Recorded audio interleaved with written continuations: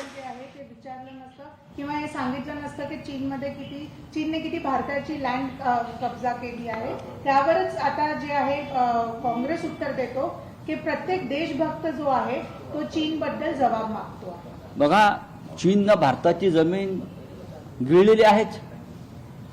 पेंगवान लेकपर्यंत चीन घुसलाय। आमच्या हद्दीमध्ये त्यांनी रस्ते बांधले, आमच्या हद्दीमध्ये पूल बांधले, आमच्या हद्दीमध्ये त्यांच्या आर्मीच्या ऍक्टिव्हिटी सुरू आहेत। आणि पाकिस्तान बरोबरच्या कालच्या युद्धामध्ये चीनच पाकिस्तानला संपूर्ण मदत करत होता आपल्या भारताविरुद्ध लढण्यासाठी। त्याच्यामुळे चीन संदर्भात प्रश्न निर्माण करणं, याच्यामध्ये राष्ट्रभक्तीचा प्रश्न येतो कुठे? पण सर्वोच्च न्यायालयाने काही सांगितलं तरी आदर करावा लागतो। गलवान व्हॅलीमध्ये जे झालं ते चीनने आपल्या हद्दीमध्ये घुसखोरी करून, पण विरोधी पक्ष नेत्यांची तर हा अधिकार आहे, त्यांचा अधिकार असतात की काही प्रश्न उपस्थित करणं। प्रश्न राहुल गांधीजींनी उपस्थित केले आणि ते योग्य आहे। आणि प्रत्येक देशवासियाच्या मनातला हा प्रश्न आहे, चीननं आमच्या जमिनीवरती अतिक्रमण केलंय की नाही। आपण जर 1962 नंतरच्या युद्ध झालं चीनचं, त्याच्यानंतरची जर अटलजींपासून सगळ्यांची भाषणं पाहिली तर तेव्हाही तिबेटपासून ते अक्साई चीनपर्यंत चीनने जो अतिक्रमण केलं होतं त्याच्यावरती प्रश्न उपस्थित केले आहेत विरोधी पक्ष नेत्यांनी तेव्हाच्या।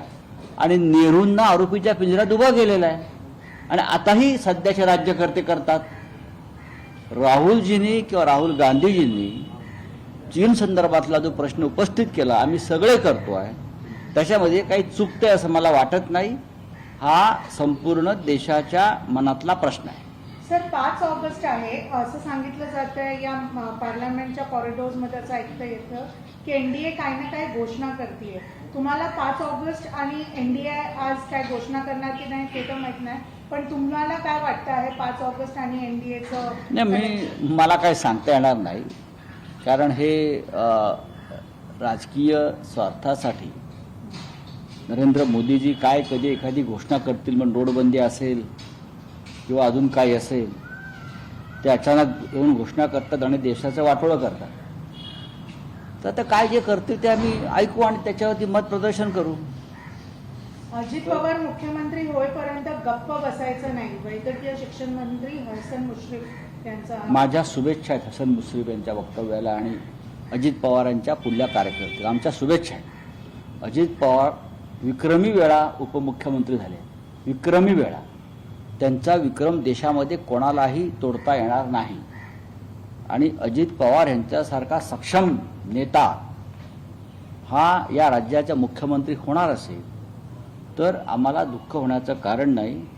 हसन मुश्रीफ आणि त्यांच्या लोकांनी प्रयत्न करत राहावं। सर, संभाजी भिडे यापूर्वी अनेक वादग्रस्त विधान त्यांनी केलेली आहेत। सर्व धर्म समभाव हा नीचपणा आहे अशा पद्धतीचे विधान त्यांनी नाशिकमध्ये केले।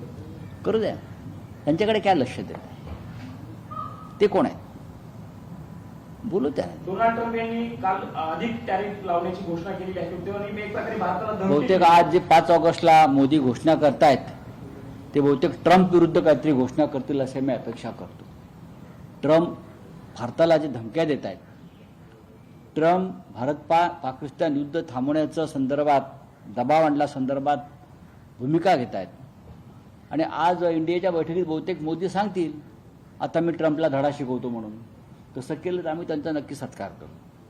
सर, कलम 370 हटून 6 वर्ष पूर्ण झाले, काय बदललं हा प्रश्न? काहीच बदललं नाही। कारण तिथे जमीन खरेदी करता येतील, मोठ्या प्रमाणात परकीय गुंतवणूक येईल, हे दावे करण्यात आले होते। बघा, 6 वर्षामध्ये काश्मीरमध्ये काही बदललेलं नाही। भारतीय घटना जरी तिथे लागू झाली असली तरी त्या भारतीय घटनेनुसार तिथे कोणतेही काम होत नाही। भारतीय नागरिक तिकडे जाऊन आजही जमीन खरेदी करू शकलेला नाही। आजही तिकडे मोठ्या प्रमाणात गुंतवणुकीचे जे स्वप्न दाखवलं होतं मोदींनी ते आलेलं नाही। काश्मीरमधल्या जनतेला, तरुणांना रोजगार मिळालेला नाही। काश्मीरमधला हिंसाचार, दहशतवाद थांबलेला नाही। आपण पाहिलं असेल की पहलगावमध्ये काय झालं 22 एप्रिलला। ही एक घटना मोठी समोर आली, अशा लहान घटना तिथं वारंवार घडत आहेत। सरकार जरी लोकशाही मार्गाने तिकडलं निवडून आलं तरी त्या सरकारला कोणते अधिकार नाही. ते राज्य केंद्रशासित झालेलं आहे. त्याला पूर्ण राज्याचा दर्जा देणं आवश्यक आहे. 370 नंतर फक्त मोदी आणि शहांनी आणि त्यांच्या भाजपनं स्वतःचे ढोल वाजवून घेतले. या पलीकडे काश्मीरमध्ये कोणताही बदल मला झालेला दिसत नाही. काश्मीर दहशतवाद मुक्त होईल 370 कलमानंतर हे मोदी आणि अमित शहांचं वक्तव्य पूर्णपणे अपयशी ठरलेलं आहे. आजही लोक पेहलगावच्या हल्ल्यानंतर पर्यटक काश्मीरमध्ये जायला घाबरलेले आहेत. जम्मू काश्मीरला संपूर्ण राज्याचा पूर्ण दर्जा द्यावा अशी मागणी तुम्ही आजच्या या दिवशी करणार का? नक्कीच करणार. जम्मू काश्मीर हा आमच्या देशाचा एक महत्त्वाचा भाग आहे. जम्मू काश्मीर राज्याशिवाय हिंदुस्थानचा नकाशा पूर्ण होऊ शकत नाही. आणि हे या राज्याला पूर्ण राज्याचा दर्जा मिळावा, त्यांना त्यांचे अधिकार मिळावे, ही आमची मागणी कायम राहील. ठीक आहे, चलिए क्या हिंदी. प्रश्न असा आहे की विधिमंडळात जी हाणामारी झाली होती त्याचा अहवाल सादर होणार आहे. तुम्हाला काय अपेक्षा आहे? काही नाही, असे खूप अहवाल येत असतात. देवेंद्र फडणवीस यांच्या कारकिर्दीमध्ये अनेक विषयांवरती ATS नेमल्या, समित्या नेमल्या. ते अहवाल येतात नाही येत त्याच्याविषयी मला काहीच सांगता येत नाही, कोणाला सांगता येत नाही. अंदाज समितीचे अध्यक्ष अर्जुन खोतकर, एस्टिमेट कमिटीचे अध्यक्ष अर्जुन खोतकर यांच्या PA धुळ्याच्या विश्रामगृहामध्ये 1,80,00,000ची कॅश सापडली. ही कॅश अंदाज समितीच्या अध्यक्षांना देण्यासाठी धुळ्याच्या ठेकेदाराकडून गोळा करण्यात आली होती. त्याचं काय झालं चौकशीचं? त्यासाठी ATS नेमला होता. हे सांगू शकतील का कोणी? अशा अनेक ATS विविध मार्गाने विविध विषयावरती फडणवीस साहेब आमची घोषणा करतात. त्याचं काय होतंय पुढे माहीत नाही.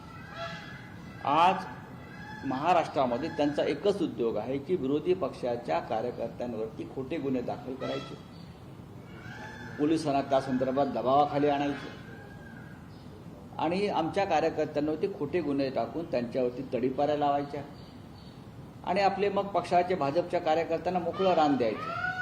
याच्याशिवाय देवेंद्र फडणवीस पोलिसांचा कोणताही वापर करताना मला दिसत नाही. आजच माझ्याकडे माहिती आली की आमचे अहिल्यानगरचे आमचे प्रमुख कार्यकर्ते, युवा सेनेचे प्रमुख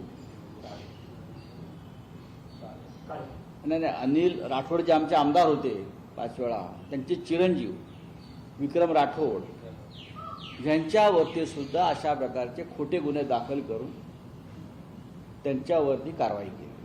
त्यांचा संबंध काय, त्यांचा गुन्हा काय? पण कार्यकर्त्यांवरती, राजकीय कार्यकर्त्यांवरती, खास करून शिवसेनेच्या कार्यकर्त्यांवरती अशा प्रकारचे खोटे गुन्हे दाखल करून त्यांना शहरातून बाहेर जायला दहशत निर्माण करतात. अहिल्यानगरमध्ये मला आजच प्रकरण माझ्यासमोर आलेलं आहे. आमच्या अनिल राठोडांचे चिरंजीव ज्यांनी अहिल्यानगरमध्ये हिंदुत्वासाठी मोठं काम केलं. आज त्यांचा स्मृतिदिन आहे राठोडांचा 5वा आणि त्यांच्या एक चिरंजीवाला अहिल्यानगरमध्ये येण्यास बंदी आहे कारण त्यांच्यावरती खोटे गुन्हे दाखल केले पोलिसांनी. हे फडणवीस यांच्या पोलिसांचं काम आहे. याच्या आधी आमचे तिकडले शहर प्रमुख किरण काळे यांच्यावरती बलात्काराचा खोटा गुन्हा दाखल केला.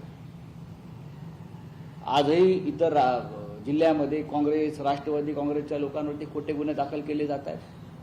देवेंद्र फडणवीस यांना गृह खातं यासाठीच हवंय का? सांगावं. हेच काम असेल तर पुढे येणारी सरकार सुद्धा अशा पद्धतीनं काम करतील. तर माधुरी हत्येच्या संदर्भामध्ये आज बैठक घेतात मुख्यमंत्री. काय वाटतं, वनताराच्या विरोधात काही निर्णय घेऊ शकतील का? आजच त्याच्यावरती सामनामध्ये अग्रलेख आहे. जी माधुरी हत्तीण आहे तिच्यासाठी कोल्हापूरकर रस्त्यावर उतरले, रडले. ही चांगली गोष्ट आहे. ही भूतदया चांगली आहे आणि त्या संदर्भात सर्वोच्च न्यायालयाचा एक निर्णय आहे आणि त्या निर्णयानुसार त्या माधुरी हत्तीणीला वनतारामध्ये नेलं आहे. तिला उपचाराची गरज आहे असं सांगण्यात आलं. आता हा निर्णय सर्वोच्च न्यायालय घेऊ शकेल. मुख्यमंत्र्यांनी बैठक घ्यावी, लोकभावनांचा आदर करावा. पण एका हत्तीणीसाठी जनता रस्त्यावर येते आणि जी जनता जिने भाजपला मतदान केलं,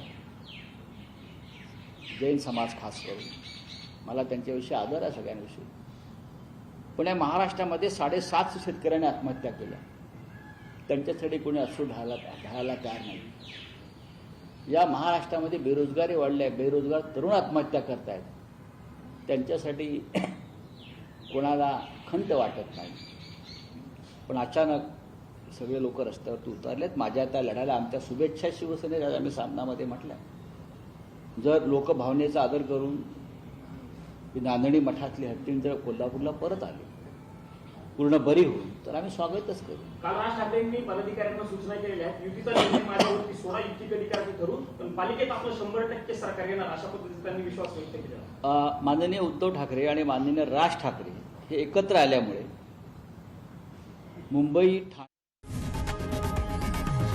लोकशाही मराठी ऐका, पहा, जागरूक रहा.